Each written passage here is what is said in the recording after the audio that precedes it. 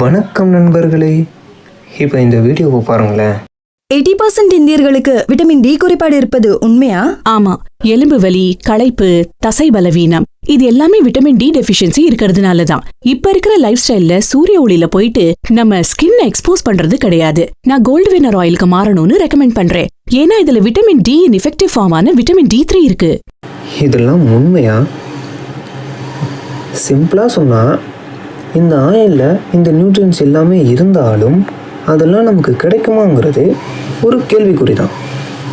அந்த ஆயிலை நம்ம ஒன்றும் பச்சையாக குடிக்க போகிறது கிடையாதுல்ல.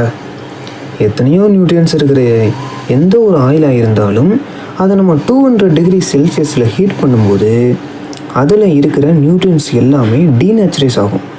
இதைத்தான் நியூட்ரியன்ஸ் லாஸ்ன்னு சொல்லுவாங்க. எக்ஸாம்பிளுக்கு, நம்ம ஏன் முட்டையை அவிச்சு சாப்பிட்றோம்? ஏன்னா அதை ஆம்லேட்டாக போடும்போது ஓவர் ஹீட்டில் முட்டையில் இருக்கிற ப்ரோட்டீன் டீநேச்சுரலைஸ் ஆகும். அதனால தான் முட்டையை அவிச்சு சாப்பிட சொல்கிறாங்க. விட்டமின் டி போன் ஹெல்த்துக்கு ஒரு ஏற்ற ஒரு நியூட்ரியன்ஸ் தான்.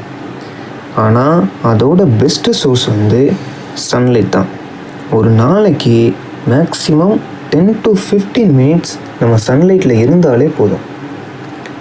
ஸோ இந்த ஆயிலில் விட்டமின் சி இருக்குது, டி இருக்குது, ஏ இருக்குது அப்படின்னு நினச்சிக்கிட்டு எந்த ஒரு ஆயிலையுமே சூஸ் பண்ண வேண்டாம். உண்மையிலேயே அந்த ஆயிலில் இந்த நியூட்ரியன்ஸ் எல்லாமே இருக்குன்னாலும் அதெல்லாம் நம்ம பாடிக்கு கிடைக்குமாங்கிறது ஒரு சந்தேகம்தான்.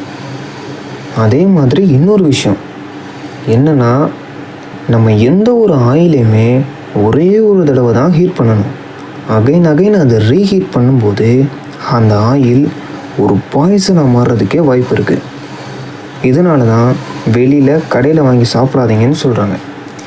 இந்த வீடியோ உங்களுக்கு பிடிச்சிருந்துச்சுன்னா சப்போர்ட் பண்ணுங்கள். தேங்க்யூ.